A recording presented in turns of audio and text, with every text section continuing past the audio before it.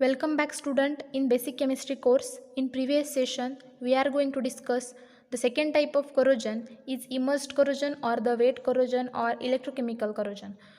So in that session we also discuss the one of the type of mechanism of immersed corrosion is hydrogen evolution mechanism, and in today's session we discuss the second type of mechanism of immersed corrosion is absorption of oxygen mechanism. Okay, so this type of mechanism of immersed corrosion is done when the two conditions will be carried out. One of the condition is when absence of oxygen is there, then that time hydrogen evolution mechanism is done. When presence of oxygen is there, then that time this second type of mechanism of immersed corrosion is carried out, that is absorption of oxygen mechanism. And also one of the main condition of the absorption of oxygen of mechanism is the electrolyte in this mechanism is either the neutral or alkaline in medium. When the electrolyte will be alkaline or neutral, then that time this absorption of oxygen mechanism will be carried out. So let's discuss. When this absorption of oxygen mechanism is done, then that time concentration cell corrosion will be also carried out. So this concentration cell corrosion means when one part of the metal is exposed to different air concentration from the other part of the metal. So these condition or occur due to the differential aeration principle. So the poor oxygenated part will be anodic and more oxygenated part will be cathodic, and the anodic part, that means the less oxygenated part, which becomes corroded. Okay, when we explain the absorption of oxygen mechanism, then that time we take one of the example to clearly we explain this topic. We all know the common example of corrosion is the rusting of iron. This rusting of iron will be carried out in a neutral aqueous solution of an electrolyte or the alkaline solution, that is the sodium chloride will be there. Then that times that this absorption of oxygen mechanism will be carried out. So we already know the rusting of iron is done in a moist air or when the moisture will be present in the atmosphere. That means this is one of the iron rod or the steel rod. This will be present in atmosphere. They are moist. That means the moisture will be present in the atmosphere. That means one of the drop will be present on this iron rod or the iron plate.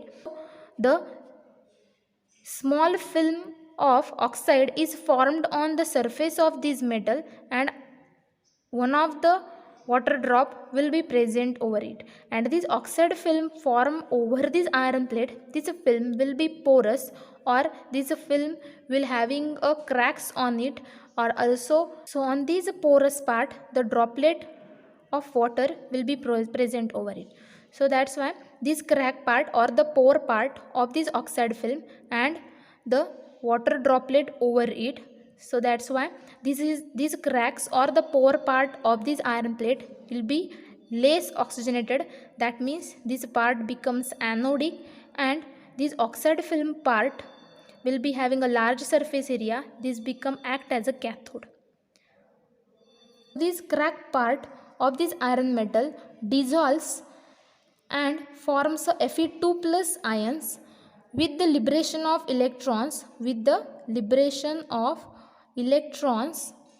at the anodic areas of the metal. Then that time this reaction will be carried out at the anodic part. That means this iron which lose their 2 electrons and Fe2 plus ions.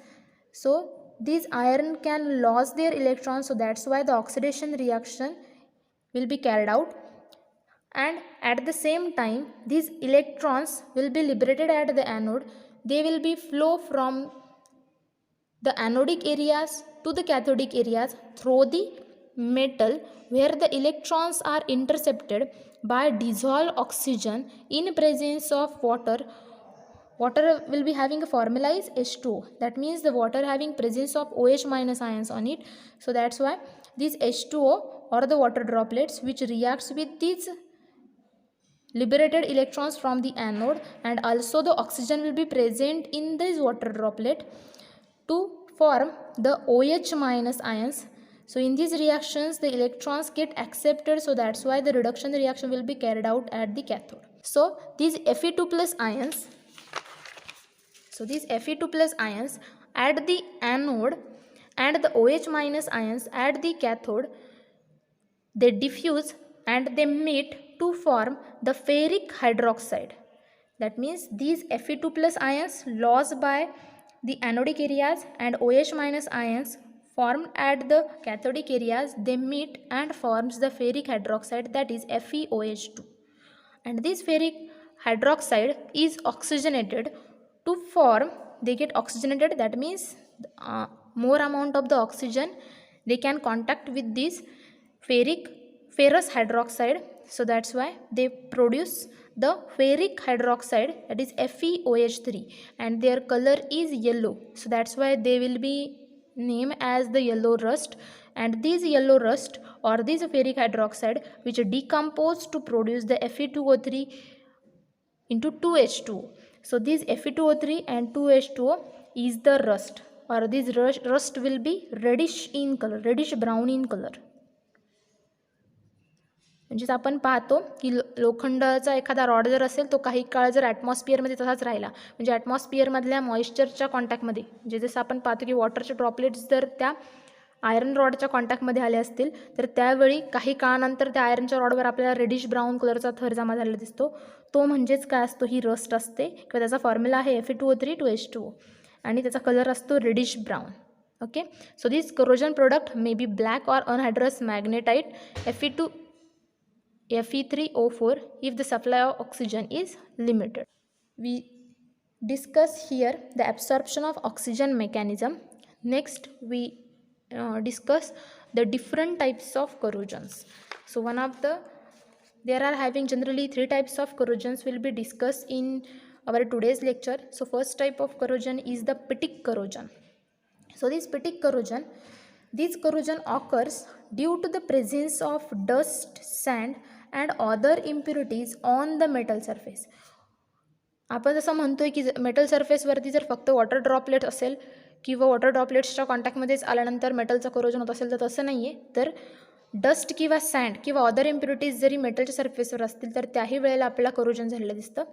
त्याचंच first type पाहतो आपण, pitting corrosion. So this corrosion occurs due to the presence of dust, sand or the other impurities on the metal surfaces.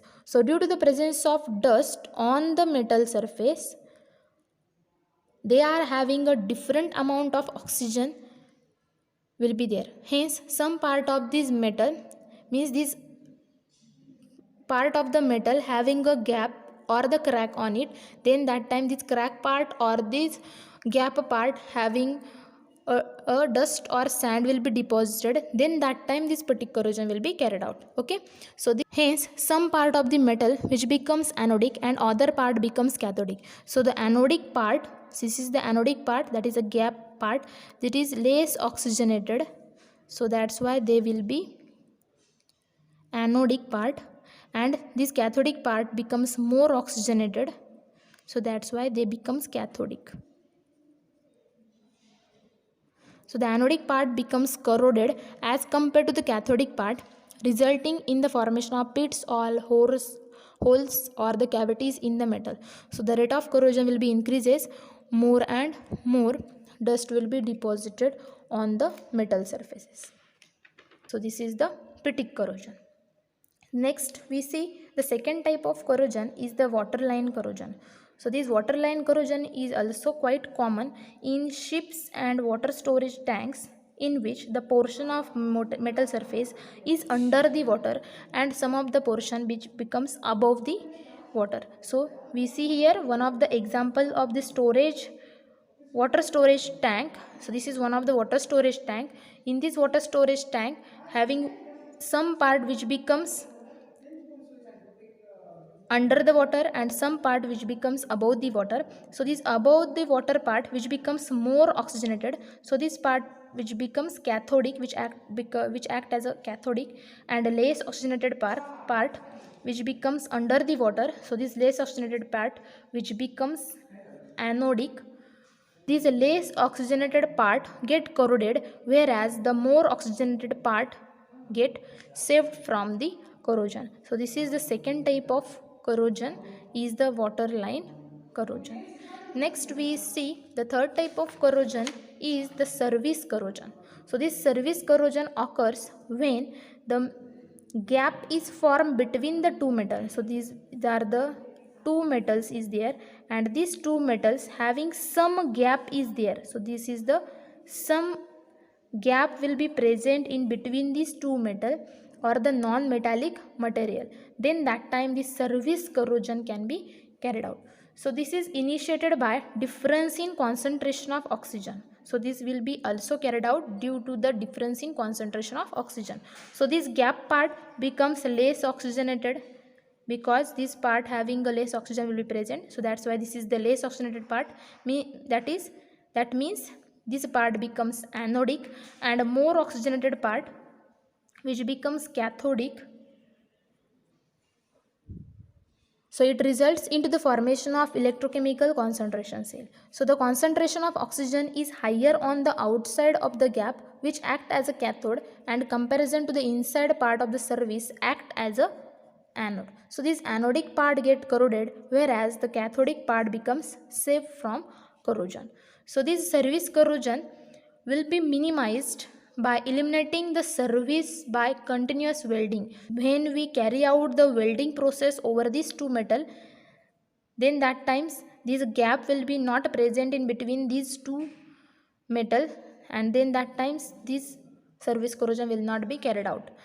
So your point we will be used to minimize the service corrosion is use alloys for resistance to service corrosion. So when we use the two metals, then that times we use the alloys. We use the alloys over the metals, the alloy which cannot be corroded.